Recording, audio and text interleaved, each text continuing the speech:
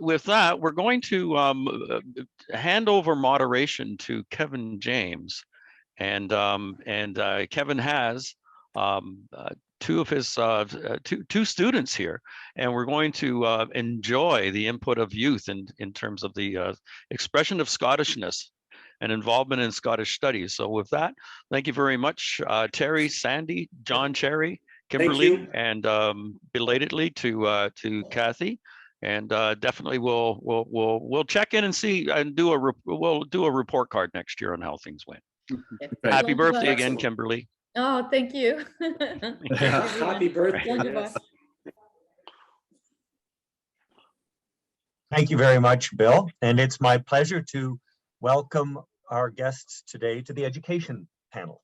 My name is Kevin James. I hold the Scottish Studies Foundation Chair at the University of Guelph in Ontario. And two of our students speaking today are students at the University of Guelph. But there are two other guests too whom I shall begin by introducing and who will speak in order, and then we'll have a wider discussion as we have through the course of the day. One of our guests is Brandon Beech. Brandon Beech serves as Manager of Inward Investment at the Scottish Development International, having joined Scotland's International Economic Development Agency in 2012. In his spare time and in tandem with his position at Scottish Development International, Brandon is also the president and founder of the Scottish University's Alumni of Chicago. He is a graduate of both the University of Dayton, where he received a degree in political science, and the University of Edinburgh, where he pursued a Master's of Science in Nationalism Studies, while currently promoting inward investment into Scotland and managing a team of lead generation specialists located in Scottish Development International's US-based offices. We'll begin then with the insights into education, and particularly, I assume, alumni networks, though I've invited the guests to speak widely on their interests. May I introduce Brandon Beech. Thank you, Kevin. That's a great introduction. I don't think I could have done that better myself. And hello, everyone. Thank you for having me today. Again, I'm Brandon. I'm based in Chicago, where, as Kevin just said, I suppose I serve a couple of different roles that are relevant to education in Scotland. I won't have any official presentation or visuals other than my background of Edinburgh here. So apologies that you're stuck looking at me for the next few minutes, but I'm delighted to join and to speak on education in Scotland from my specific experiences as not just a student, but notably now as an alumnus living in the US. So I'll just be a few minutes, but would love to give some thoughts on this and then obviously participate in the panel. To take a step back and reiterating some of what Kevin mentioned, what's probably most relevant to this session is that I'm the founder and president of the Scottish University's Alumni of Chicago, a group that brings alumni from all the different higher education institutions in Scotland together here in Illinois and in this part of the Midwest. Again, I should also note that in my day job at SDI, I promote inward investment into Scotland, and unsurprisingly, that alumni network can also be quite helpful and supportive for me in the work that we do at SDI to promote Scotland as a place to work, to live, visit, and of course, to study. I appreciate my involvement in the Scottish education system. It might be a bit more tangential to some others on the call and on the panel today, but I do feel passionate about how important alumni engagement is, not just to promote Scotland and its long history of educational excellence, but also to form communities that I think otherwise wouldn't exist all around the world. I don't have quite all the numbers, but there are a couple statistics that I think show just how large this community is here in North America. First of all, when graduates of Scottish universities leave Scotland after graduating, more students come to the US than anywhere else in the world, including other parts of the UK. And Canada is another very popular landing place for Scottish alumni, unsurprisingly, given all the connections. The University of Glasgow, the universities of Glasgow, Edinburgh, and St. Andrews each welcome, I think, well over 1,000 North American students every year. I was one of them, so that doesn't surprise me, but I think it makes one think about how large and influential that group of Scottish alumni must be here in North America. And on top of that, there's the vast number of Scottish expats here in North America, many of whom also studied in Scotland. And you again see this great opportunity to form a community that, on one hand, overlaps and complements those strong Scottish diaspora communities, while also bringing together a distinct and increasingly diverse pro-Scotland segment of the population.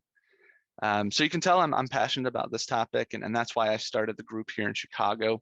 We've been running for about 5 or so years now. We tend to meet up on a quarterly basis, and most of those are informal gatherings at our favorite Scottish pub here in Chicago, the Duke of Perth. But we've also started a more formal Burns Night tradition outside of the pandemic. And we're working more and more closely with Gus Noble at Chicago Scots to collaborate on events that bring alumni and diaspora together to bond around that shared admiration for Scotland. And actually had the chance to meet Gary, one of our other panelists here in Chicago, at such an event last weekend. So these efforts, they're local to Chicago, the ones I'm talking about right now, but I see a lot of potential for a much wider and more coordinated alumni engagement strategy, something I'm aware that my colleagues at Scottish Government and the universities themselves are actively working together on, which is great and promising. I'll admit that COVID has been a bit difficult for us, like for so many others. We've been able to stay somewhat connected online via LinkedIn, newsletters. I had the pleasure of working with David Gray in Washington to host a pan-North American Edinburgh alumni virtual Burns Night earlier this year. That was a lot of fun.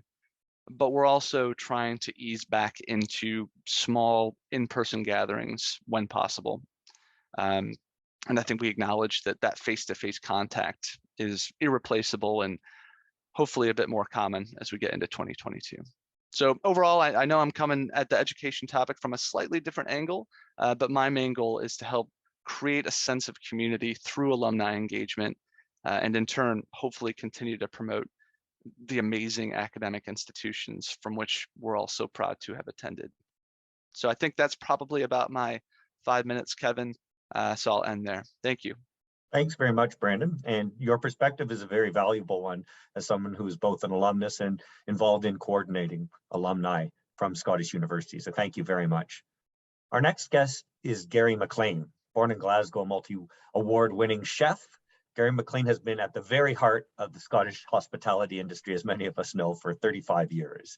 He is the honor of being Scotland's national chef, which was awarded to him by the Scottish Government, a world first for a country to select a national chef. In this voluntary capacity, Gary Mclean supports the Scottish Government in food health, education, and the promotion of Scotland's amazing produce around the world. And his current role, in which he's speaking to us in an educational capacity as executive chef at City of Glasgow College, is what drives his passion for mentoring other young chefs and creative cooking. His work in education has been very widely recognized with many awards, as well as 4 international and 14 national college culinary competitions as coach of the college culinary team. In December 2016, as many of us know, he was crowned BBC Master Chef, the professionals champion, after taking on 47 other professional chefs in the pursuit of gastronomic glory. Gary Mclean is a prolific author and inveterate traveler as an ambassador for Scottish food and food education, and fully believes that every child should be entitled to quality food education. Those are noble aims, noble precepts, and we invite you to share some of your reflections on your role and on your ambitions, Gary Mclean. Thank you, and thanks very much for that amazing introduction. And Brandon, I never thought I would see you 2 Saturdays in a row. So it's certainly a wee bit warmer here in Glasgow, let me tell you, than it was last Saturday. No, thanks for having us on. You know, much as I am sort of billed as Master Chef and Chef this and Chef that, education has been at the heart of everything I've ever done. You know, totally disengaged at school. But when I went into further education, it was like a eureka moment. You know, entered into college education at the age of 16, and I fundamentally have never left. When I went to college, we did twilight classes, because college then was always in conjunction with employment. So I would work full time, and I would do 2 days a week or 2 twilight classes, 2 till 9 at college for 8 years. I pretty much stayed on as long as I could. Straight after that, I was invited back to teach 1 day a week. I was asked to cover someone's class, and I covered that class for 13 years. So it's been a long journey in education. From there, I've done about 10 years, 11, 12 years full time. So I've been from boy to man, and probably retire at some point, still in education. For me, although I'm a graduate of Dundee University, further education for me is the passion where we can change the lives of young people and put them directly into the workplace. You know, we're fortunate enough at the City of Glasgow College that 95% of all our students are in employment straight after graduation, and we're trying to fill gaps in the workplace. You know, there's there's amazing shortages of certain workforces, both here in the UK and in the States, and you know, we see our job is to fill those gaps, and it's a different type of. I think it's a different type of student. We've got real creativity. We've got people with a real passion for a very specific subject that we can guide and move forward.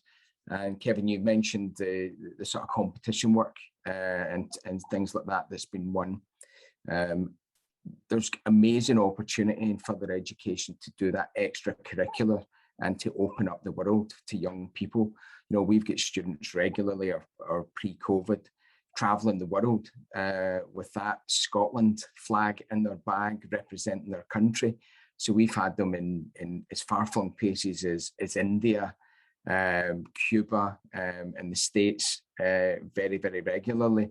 So the view of further education or further education is changed quite dramatically, even in my time. You know, it's very employer focused, it's very employment focused, which is what I really love. Part of my job is outreach, and Brandon, we're talking about alumni. We're also looking at alumni, and obviously the Scottish universities have always been great at it. They've got that real close network of high achievers. But when we started looking at our alumni, and again, it was about 6 months before COVID, we reached out to alumni of our legacy colleges, you know, the College of Building and Printing and you know, College of Food and Technology, and there was 5 legacy colleges that we reached out to, and we were amazed at the caliber of individuals that had come through the doors of further education. You know, the coach of the American soccer team, and you know, the head of Disney Cruise Lines and things like that. And we see the alumni network as a major, is worth that investment to open up. We're looking for inspirational people that can help our students aspire to great things, and you know, we didn't have to look very far to find people who were at the real top end of their professions, who at one stage or other in their career went through further education. But I think that's all I've got at the moment, Kevin.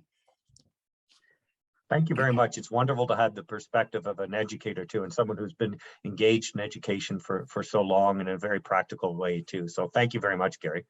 And we move now to the people being educated and their experiences. Particularly, I've encouraged them to reflect in particular on the, as students who are far away from their sources and subject matter, what it's been like to experience research degrees at a distance in a COVID environment. And the first who will speak is Andrew Northey, who is a first-year MA student, one of my MA students, as Dylan is, here at the University of Guelph in our Centre for Scottish Studies, which is the largest outside Scotland, with the largest archival collections outside the UK. And Andrew's research looks at tourism space and land development in the 19th century borders, particularly in Selkirkshire. And aside from this research, there are quite a few projects in which he's participating, including research on music studios in Canada, music studio architecture in particular, to hotels experiencing crisis in particular during the First World Wars and how they were embroiled within the war, both the prosecution of the war and in some respects the recreation that continued during wartime. Even though these projects in which he's involved and his own research are continuing during the pandemic, he's going to speak to us today about the positives and the negatives of virtual learning and virtual research as he pursues these really important topics, and I might add, very successfully too. So, Andrew Northey. Hello, thank you for that, Kevin, and thank you for this wonderful opportunity to explain some observations, both the good and the bad, of researching Scottish topics during the pandemic. So the most recent project I had the privilege of working on was for a colloquium on Scottish medieval land charters that had the university acquired from the Campbell-Monsey family. Each participant had chosen a component to research that ranged from the general history of Clan Campbell, the origins of law studies in Scotland, or even identifying the types of leather used for creating the parchment needed for these charters. The outcome from this exhibit was a wide array of topics with observations that were gathered during the pandemic, which highlighted the new reality of virtual research. So some of these challenges, the most prominent being distance. It was better to be in person in the sense that it sparked a sense of excitement and a personal motivation. Essentially being able to hold something that has stood the test of time for centuries gave it that spark. Without the physical copy, it became more difficult to feel motivated to research. It felt disconnected from the actual source and making it feel inauthentic. Only when the exhibit was opened and the charters were on display were we actually able finally to see them in their physical form. Another challenge was the research. Research was solely through virtual means, which was very challenging at times. The inability to access archives, other manuscripts, or instances where our library did not have a book meant that there was a lot of time spent waiting for a book to arrive or waiting to identify a scholarly source that was not a review or that was accessible through our university's research portal.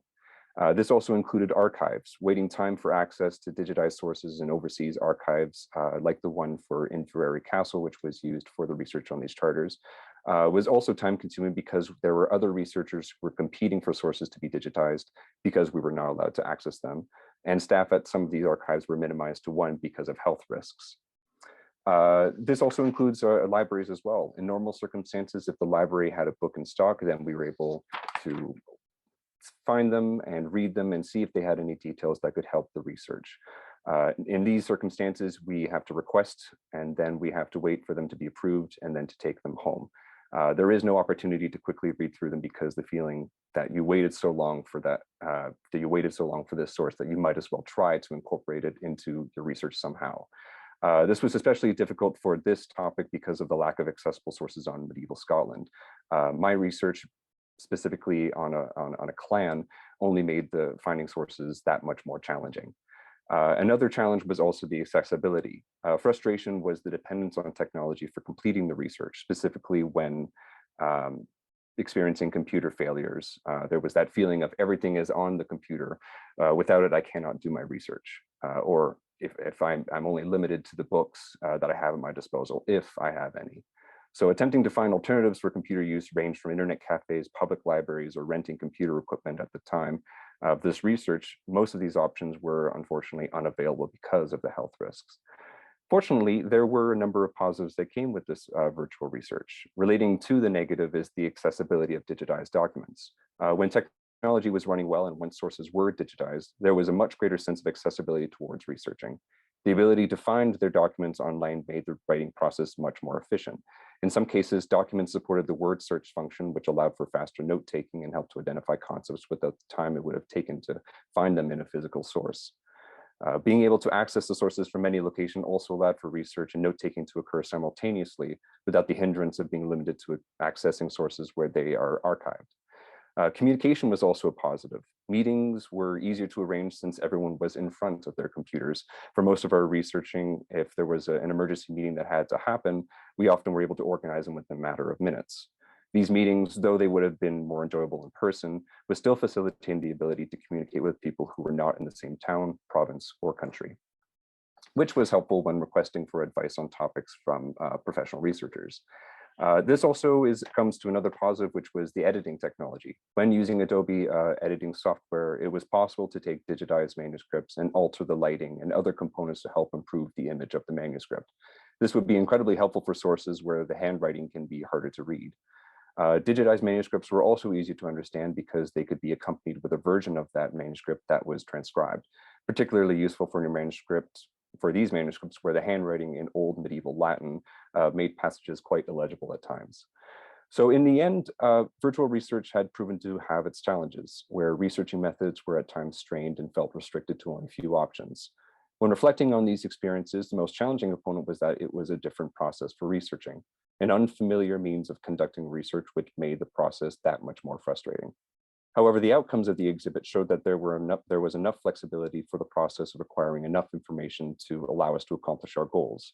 Each participant presented their findings on rather niche topics, such as the medieval Scottish wool industry, or what materials were used to create each charter's wax seal, that promoted the sense that even during the midst of a pandemic, research could still be achieved. So I hope that these points have provided some insight to the at times grayish researching process during a pandemic that highlights the obstacles as well as the positive outcomes of virtual information gathering on Scottish topics. There is still a lot that needs to get done if this is to be the new reality for research gathering. But if this pandemic has shown anything, it is the resiliency of people to adapt and improve, which reaffirms the possibilities for future research. And thank you for listening. Thanks a lot, Andrew. I appreciate very much the perspective of a learner. And this was outside my area and not an initiative in which I was involved. There was a discussion of it earlier in the day. And it's always great to end on a positive note, Andrew, which is also the value of youth. And the input that you offered reflected, I think, the flexibility of you as a learner, and the other graduate students whom I've encountered demonstrated the same flexibility, for which you all to be commended. I include in that number Dylan Perrylay, another fabulous student of mine. He's a graduate student at the University of Guelph with a BA in history and political science and a very strong interest in the history of immigration and diaspora. And might add, he himself is an international student from Hong Kong. His master's in history explores the role of Scottish diaspora in 20th century Hong Kong, in particular ethnic associationalism, clubs and societies, the formation of a global and diasporic Scottish identity, and the network of Scots present in the city's colonial administration. As a researcher for our Centre for Scottish Studies, he has worked with the Scottish Affairs Office on a project linking diasporic Scots in Canada, and he's also co-written in The Conversation Canada on the international celebration of burn suppers in the context of COVID-19, which is a fascinating topic in which he was a very apt researcher. He is currently studying a manuscript diary of a Scotsman who visited the Scots of the Antipodes in 1925, seeking to foster closer transnational ties with the well-established Scottish communities in New Zealand and Australia. It's with pleasure that I introduce now Dylan. Thank you for that very, very warm introduction, Kevin. And as I'm sure you've picked up from Andrew's account, it's been a weird time to begin a master's degree. The availability of research material, and just the general clunkiness of COVID safety bureaucracy is some areas that I've also found my research to be affected by. I'll start off by just listing a few ways that my research has been affected, but personally, I found that with the pandemic have come new opportunities for research and new ways to approach learning as well. Some of the main challenges were Andrew and I were both in Kevin's archival class this semester, which is intended to be a class hosted entirely in the University of Guelph's substantive Scottish archives. But again, due to COVID restrictions on I won't go into too much detail, but due to COVID restrictions, we had to host the class elsewhere. So instead of being able to work with archival material hands-on, the archival head, Curtis Sasser, very kindly scanned several copies of the diaries. And yes, while Andrew pointed out that came with increased accessibility and increased ways to access, to work with the sources, our consensus of the class was that we found it a lot harder to engage with the material. We found it harder to read. We found it sort of less meaningful. And in particular, you lose the tactile quality of reading another person's handwriting because these were manuscript sources. As a learner too, in general, I'm sure we've all found, although a Zoom call is a very convenient way to quickly arrange any kind of meeting or class, it's not a natural way to interact with each other or to learn or to discuss. So it has made the opportunities where we are meeting up with each other even more valuable. And I hope that in future we'll be able to keep meeting up in person for our research, though it's not looking too hot at the moment, is it? Another challenge we found was the bureaucracy made it hard to go see our archive material. I was only able to visit the diary that Kevin mentioned at a handful of occasions. But again, it placed increased value on the times where I was able to go there. I referred to it as, meeting up with an old friend for lunch here and there, and they're only in town once in a while. So you gotta really squeeze every last minute out of the couple hours that you're able to spend with them. And they were sitting there at the same table, but you walk away with your head full of ideas every time, ready to pick it up where you left off. And the last challenge we found was just it became hard to get scholarly sources, but again, the librarians and Kevin worked hard over the summer to make sure that all of our reading material was easily available to us, including an ocean of sources that we could consult in person if we really needed to. So how has COVID maybe reinvigorated me as a learner? Obviously, my research is focused on Hong Kong, and while I was hoping to get back to Hong Kong this Christmas to begin my preliminary research, they've since imposed a 21-day mandatory quarantine, regardless of status or testing. So I'm unable to do that. But what it has done is it's made me reshift my focus to the archives here.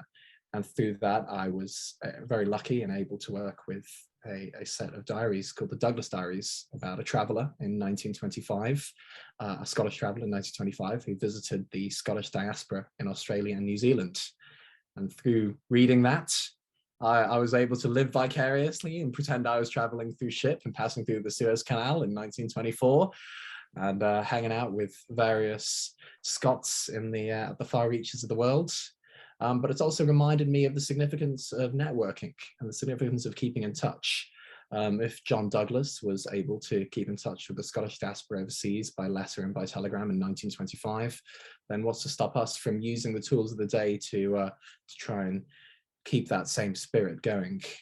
I'll leave you guys with a few things that I hope I'll be able to engage with as a researcher in the future, and that's first of all a trip back home, which I haven't been to in a while, to begin my research there. A trip to Scotland, which my head is filled with images of Scotland. I've yet to see it in person, and I join many of the other speakers today in hoping that we'll be able to host this conference in person in future, and I hope to meet some or all of you in the future there.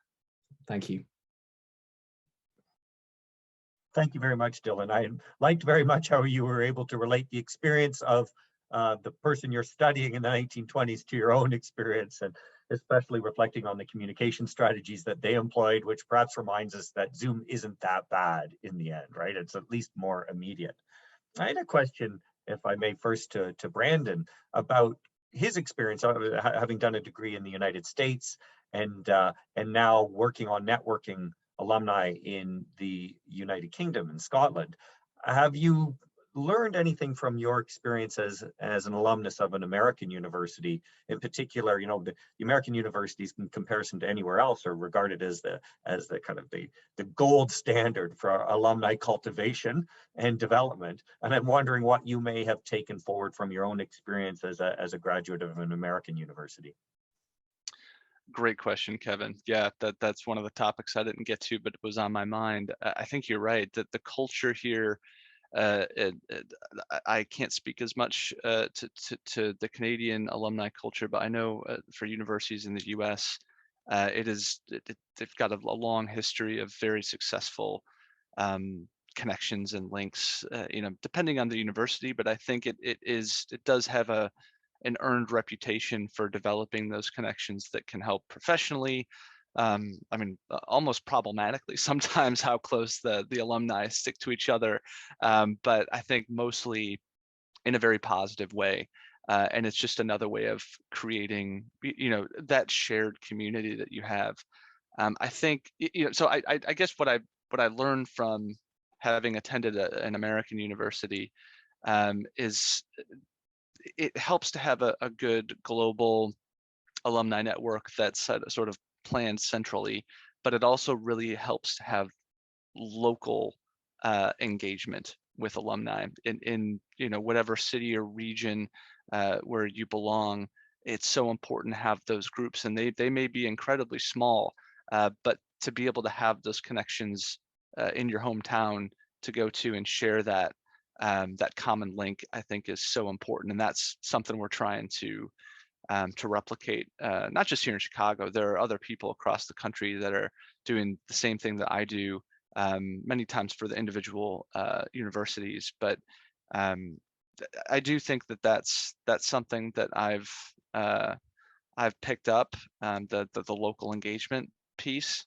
There was another thread I was going to go on, but I'll come back to it in a minute. Is there any follow up to that, Kevin?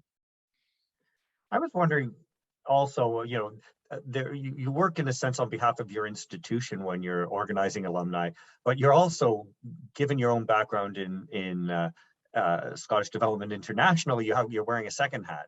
And are there tensions between those two roles, or where, you know, how do you handle those two tasks or sets of roles? Another good question. I think it's probably more complementary than tense. I think that I started my involvement with the alumni because it's something I wanted to do personally. So I started it from very much a personal, on my own time perspective. I think since then, you know, not just the organization I work for, but our partners across, you know, Umbrella Team Scotland, you know, they acknowledge the value that group brings, not just to me personally, but to the work that we do to promote Scotland as a whole. So yeah, I think, you know, I try to take a step back and make sure that I'm promoting the alumni in the most genuine way that I can. But at the same time, you know, my job is to promote Scotland, and I think that group of people, that community, is so well positioned to do that. And you know, I would say there's never really any conflict when I introduce that to our group. There's usually a welcoming. You know, if my organization sponsors an alumni event, if anything, I get people coming up to me saying, "I never knew that this organization existed. You know, what can I do to help? You know, I work for this company. They're growing quickly. Can I make an introduction?" And of course, the answer is yes. But likewise, if nothing like that comes from an event other than just sharing a pint and reminiscing about you know, a place that we all share a deep love for, then I'm absolutely happy with that outcome as well. Thanks a lot, Brandon. Sure. Gary, I had a question, a couple of questions for you. One is, I invite you to reflect on the experience of very kind of hands-on educating in the COVID environment. And then secondly, when we speak to, filling the gaps in the current, in the industry currently, what is your general appraisal of what those gaps are and where those gaps are? And are they consistent in your observation across countries or jurisdictions, or are they quite specific to jurisdictions, perhaps in the era of COVID? On the first question, we shut down very, very quickly. I think the college closed about 2 weeks before our high schools and primary schools shut in Scotland. And we were, in a strange way, we were kind of ready for it. We had moved into a brand new campus that was the most up-to-date technological space ever. And we had went paperless about 10 years earlier as well. So everything that we did was done, all our knowledge-based classes were all done online, with the exception, obviously, of a face-to-face lectures. So what changed there was we actually saw an increase in class attendance for those knowledge classes, and we've seen retention levels go up. And we kind of thought at the time, this is definitely the way forward for this type of class, which would probably sort of fit into more a kind of university model where you're teaching 60, 80 people at the same time. So it was very economic and very cost effective, I think, for our education. And what we've since discovered, going back, this is now our second year doing knowledge classes online, it's completely reversed. And what we kind of think is there was a kind of blitz spirit on the first time. So people just felt, this is all, this is what we're going to do. This is what we've got to do. This is where we need to be. And everyone stuck in and got together and got a great result. But this year, I think the learners are thinking, I want to be back. I want to be back in class. We can go to a pub, we can go to a hotel, we can go to a cinema, we can go to a football match. I want to be in class. So there seems to be a kind of change in that. So I think there's a little bit of a rethink needed. We tried lots of different things on the practical side, from recording classes in our own homes and editing and cutting and sending them in, Zoom classes. And I'm not sure how successful they were. And the way it worked for us, that we were kind of locked down at the end of one year and the beginning of another. So what we ended up having to do was to cram classes in. So we basically opened the labs from 8 in the morning to 9 at night. And because obviously with COVID restrictions as well in numbers, so we managed to get everyone through. So there was a lot going on. There was a lot of things happening that had to happen to get the students through their course. But I think we have learned a lot and we're using technology well, but I think we need to try and revert back to more in-person learning and teaching. And your second question on filling the gaps, in my sort of side, the hospitality industry, I think from what I've seen and heard in the States, it's very, very similar in terms of trying to find staff. In the UK, we were obviously hit with COVID and Brexit more or less at the same time. So for Brexit changed our immigration laws, which meant we could no longer employ people from the EU. And a vast majority of people that work in the food industry, whether that be hospitality or whether it be food production and farming, are all from the EU. So we got hit kind of double whammied. But the chef shortage is definitely worldwide. I'm on loads of forums and groups. And I think what's happening, it's the hospitality industry is the perception of being quite an unattractive place to be. That it's got the reputation of long hours and low pay. And I think the hospitality industry in a whole has to work on people's perceptions and have to make it a better industry for young people to come into in the long term. Thanks very much, Gary. Those are helpful insights for us to have. And the The inflection of Brexit must surely have an impact, but as you say, it's certainly news here in Canada and I think across North America that the labor shortage is quite acute, and also it's nice to get the perspective of someone who works in a very hands-on industry in terms of the impact that learning and teaching has had in culinary arts. Yeah. Maybe I'll have a question for Andrew and Dylan, and that's about these experiences you had. They've some kind of positive messages from everyone on this panel, which is terrific, I think, and speaks to everyone's efforts to try, everyone's resilience, and also efforts to try and think creatively and flexibly about responses and accommodations to the current climate. Perhaps Andrew can. One thing I recall, I mean, neither of you have had the chance to be in archives outside the University of Guelph, let alone really very often into the University of Guelph archives. So I know that we miss the archives, as both of you suggested, the mustiness, the stuff of the archives, and the tactile quality of the material we look at. But I wonder about your future research. Perhaps Andrew can take this question. I'll ask Andrew this, and then Dylan, I'll ask a second. But Andrew, what would you take out of your experience of COVID as a graduate student after your first semester as you move forward in research? And Dylan, I'm going to ask you, what advice would you give people on future research, given your now extensive experience with virtual learning? So Andrew, if you begin maybe with thinking about your future research strategies or approaches based on your COVID experience. Sure. So I think the main thing is I suppose because it was a new way of researching that newer methods had to be developed to essentially allow research to happen. So I guess from this experience, it's realizing that research can take many shapes. And that could mean that if you need access to certain sources that are not possible, that there are certainly alternative means to acquire the same type of sources.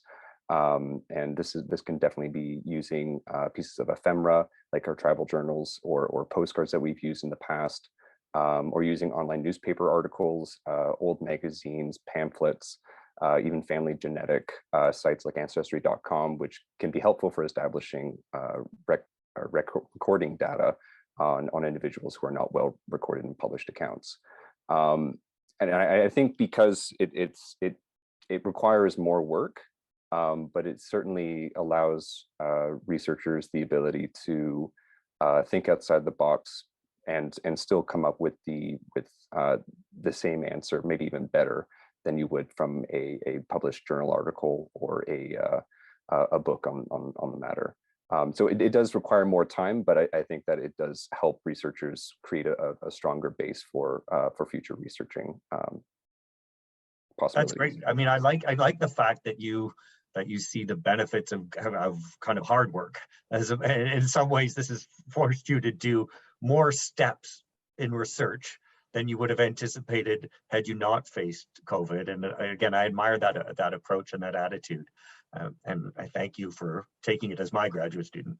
And Dylan, how about you? What advice would you give future students on virtual learning? I know there's lots of students out there tonight, so listen well. The first tip I would have is as much for myself as it is for the others is flexibility, right? I've been stubbornly resisting all these great accessibility and editing tools that Andrew elaborated on earlier, just because I do find it really unpleasant to be working with a PDF of a handwritten source. But I think I should, and I intend to, lean into these aspects because they are important tools as a researcher, and I think that's the direction that research in general is heading in, is a greater reliance on digital as well as physical ways of interacting with sources. The second one is focus. Is when there's times that I'm able to truly engage in a way that I find is best, such as in-person learning or hands-on work, is to make the most of it. And as a TA, this last piece of advice, as a teaching assistant, this last piece of advice has been something that I've been telling my students too, and I found it more significant now with online learning than ever, is a genuine interest in what you're learning.